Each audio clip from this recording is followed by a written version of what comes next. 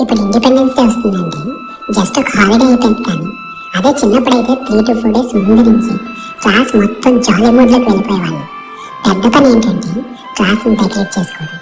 Class మొత్తం డబ్బులు పోగు చేసుకుని కలర్ రిబ్బన్స్, ఫ్లాగ్స్తో క్లాస్ అంతా డెకరేట్ చేసేవాళ్ళం. టీచర్స్ ఎవరు కూడా క్లాసెస్కి వచ్చేవాళ్ళు కాదు. ఇలా ఒక 2 days ఫుల్ డెకరేషన్ చేసుకుంటానే ఉండేవాళ్ళం.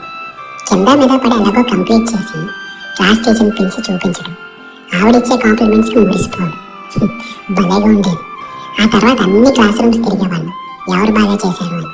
ఇంకా August 15th రోజు పొద్దున్నే లేచి వైట్ డ్రెస్ వేసుకుని షర్ట్కి మన ఫ్లాగ్ పిన్ చేసుకుని స్కూల్కి వెళ్ళేవాళ్ళం. ఆ రోజు మెయిన్గా వెయిట్ చేసేది ఎందుకంటే ప్రేయర్ అయిపోయాక జనగణమన కూడా పాడేశాక లైన్లో నిలబెట్టి స్కూల్లో ఇచ్చే స్వీట్ అండ్ మిక్చర్ ప్యాకెట్ కోసం ఆ ఐటమ్స్ తింటూ ఫ్రెండ్స్ అందరితో కబుర్లు చెప్పుకుంటూ అలా ఒక 1 hour గడిపేసి ఎవరింటికి వాళ్ళు వెళ్ళిపోయేవాళ్ళం. ఇంటికి వెళ్ళి యాజ్ యూజువల్గా ఈటీవీలో రోజా సినిమా, జెమ్నీలో ఖడ్గం సినిమా చూసుకోవడం. ఎవ్రీ ఇయర్ అవే సినిమాలు రిపీట్లో వేసేవాళ్ళు, అయినా చూసేయడమే.